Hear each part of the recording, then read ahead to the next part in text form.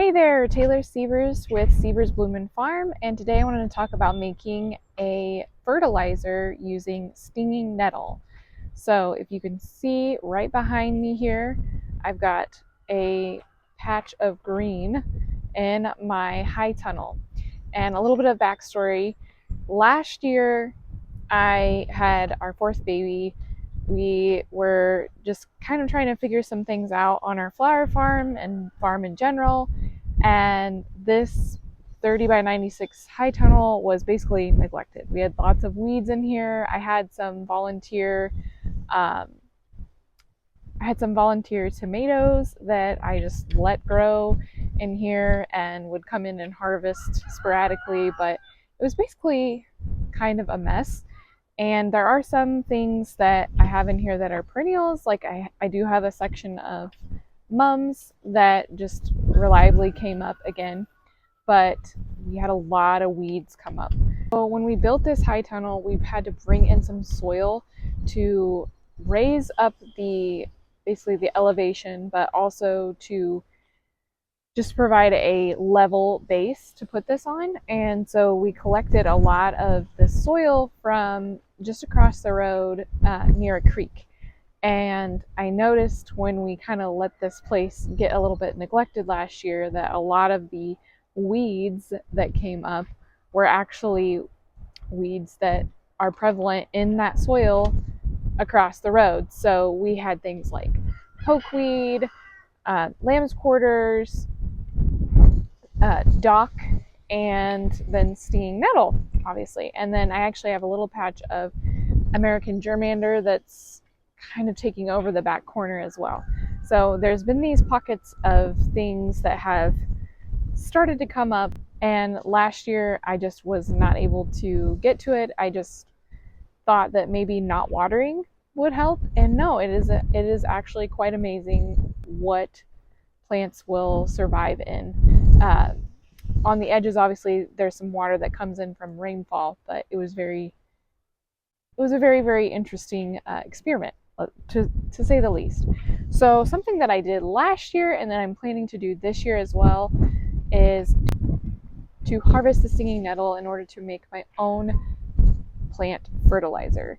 So if you're not familiar with this, this is basically making a fertilizer kind of like we would make a tea, like an herbal tea or just tea in general. You're basically steeping some plant material in water, and in this case, I'm letting it sit for about a week. In other instances, you might actually let this sit for much longer, depending on what kind of extraction you're making. Of course, humans, when we make a tea, we heat it up, and all of those nutrients and all of that infuse into the water. And that's basically what we're trying to do here. We're making a tea for the plant that's packed full of vitamins and minerals, nutrients, and so on. Not familiar with stinging nettle, just know that the name is very appropriate for this plant, because when you touch it, you will definitely feel that sting. And there are actual reasons for that, but in general, it's not fun to walk around in or get nearby or to even touch without a gloved hand. So stinging nettle gets its name for a reason. There's also a related species called wood nettle, and it will do the same thing. So when you're harvesting nettle, you have to be very careful about that. I do have some longer gloves I'm going to put on to touch the nettle. Now, once you cut it, after it kind of wilts a little bit, that stinging quality is lost. But when you're initially harvesting it, it could be a problem. Some people like to harvest nettle also for their personal herbal use as well. There are historical and modern day uses for stinging nettle. So I know it has been used to make a nettle pesto for consuming, also put in teas and tinctures. But that's kind of beyond the scope of what we're going to be talking about here today. This is just, we're making a homemade nettle fertilizer. So what I'm first going to do is I'm going to cut back all of this plant material and basically fill a 5-gallon bucket as full as I can with all of that plant material, and then pour over some rainwater on top of that. It's important to have rainwater because I'm trying to avoid the chlorine that's pumped into our water supply. So you want to use as natural of a source of water as possible. And so I had some huge rainstorms and I went and collected a bunch of rainwater from that. And so that's what I'll be using. But if you don't have any rainwater, you can just fill up a bucket of your normal chlorinated tap water, whatever is out of your spigot, and then let it sit open for a day or two in the sun.